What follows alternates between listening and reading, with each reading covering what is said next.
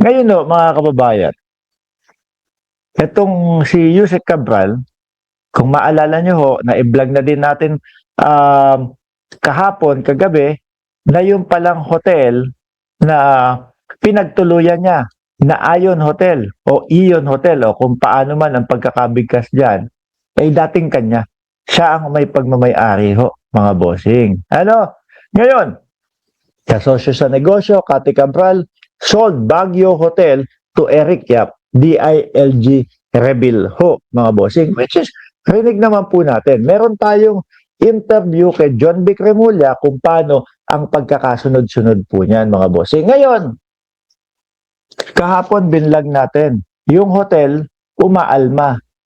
Yung Ion Hotel o Ion Hotel, umaalma sila na magbigay ng impormasyon ho, mga bossing. Tingin ko, para ho sa akin, no? Napaka-importanting part po, yung mailatag, maipakita, mailahad-lahat kung ano yung mga nangyari doon po mismo sa pagpasok, sa pagpunta ni Yusek Cabral doon sa Ion Hotel ho.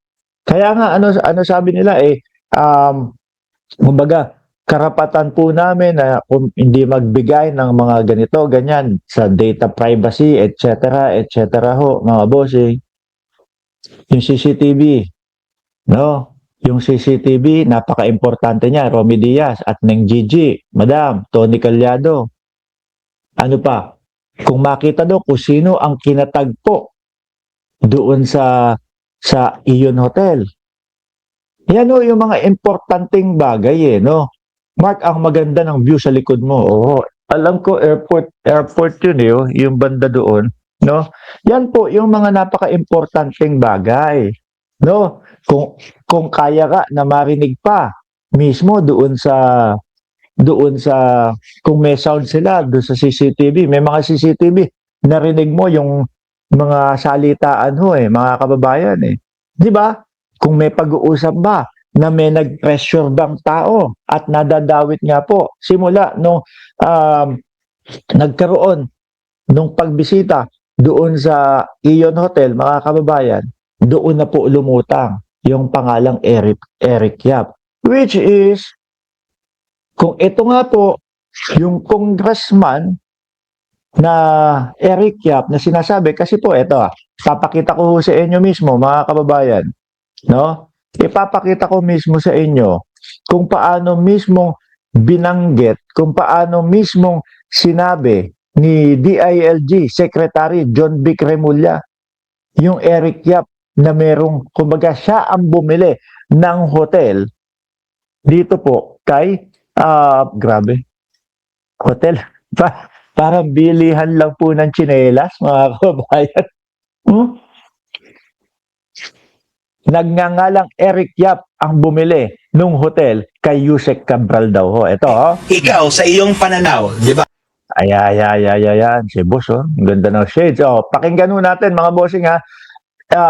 Rekta po kay Congressman Secretary John Vic Remulla. Ba't po pabalik-balik? Same place sa Hinulugan, no? Sabi ni Rochela Horalbal. Mamaya baka makita natin yung sagot dyan. Game! Ikaw, sa iyong pananaw, di ba, highly politicized, natanong na rin ni Sek sa iyong utol dati, talagang mahirap, di ba, dahil kayo, ang pamilya Remulla din, talagang mahaba at ang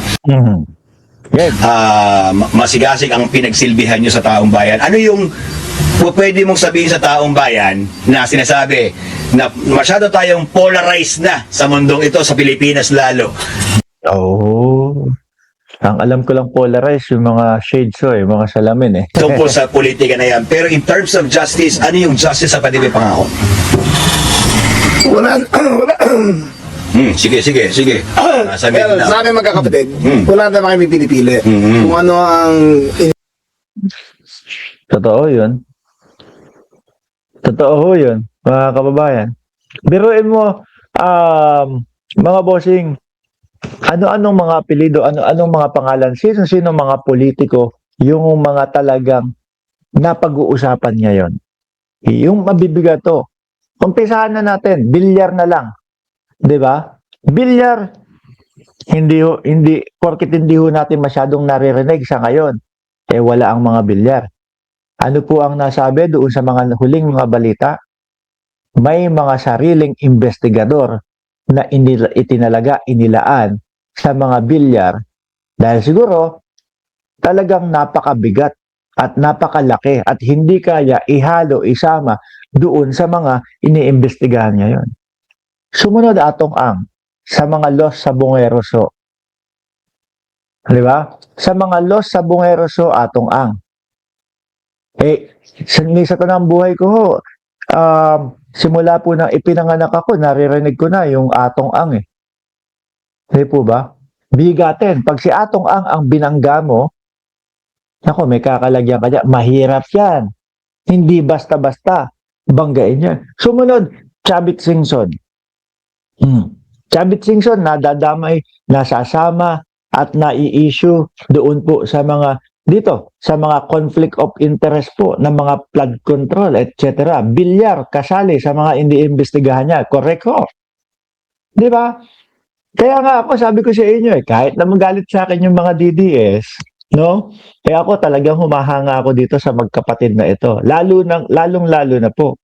Ang pinaka-idol ko diyan si Ombudsman Remulla ho, mga bossing. Di po ba? Si Ombudsman Remulla po, pili talaga itong mga ito. Nilatag na batas kung sino man akusado, kung sino kailangan arestuin. Wala naman kaming pinapakawalan o pinapatak. Sandali lang. Nagbabanggit ka dyan ng arestuhan, anak ng tinapaka, Boss John Vic.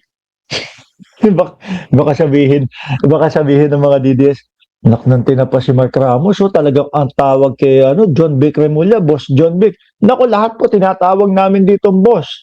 No, si Boss Chis, si Boss Jewel, si Boss Bato. Oh, di ba si Romy Escalera Brothers? Sino pa? Oh, si Boss Buloyski. Lahat to tinatawag namin boss dito. Kaya nga po ang vlog natin, paniwala pa lang. Boss, Chief, Amo, Sir, Madam. Oh. Di po ba? So, sinasanto. Mhm. Ang order sa president ng ating Pangulo, go where the evidence leads you. It's you. At ang sinabi sa akin, no special treatment. Mhm. So yun, Correct. Naku, sabi ho, Josefina Villabeles, Bendalo. Sabi ho. Si Marco, huwag kayong mag-alala, yung mga DDS naman.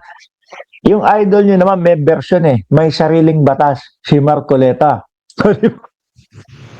Anak ng Tokoya si Marcoleta. Magpapasko na. Maisingit ko lang ho kasi naipangako ko naman sa inyo mga kababayan. No? Kasi naipangako ko naman sa inyo mga boss chief amo sir na hanggat hindi dinidiscuss ni Rodante Marcoleta yung kanyang 2,000 pababa ang 2,000 pababa na kuryente singil hanggat hindi niya dinidiscuss siya, araw-arawin natin dito sa vlog Sabi ni Alberto, magkano kaya ang bayad? Kanino, boss? Sa akin na naman, anak ng putik na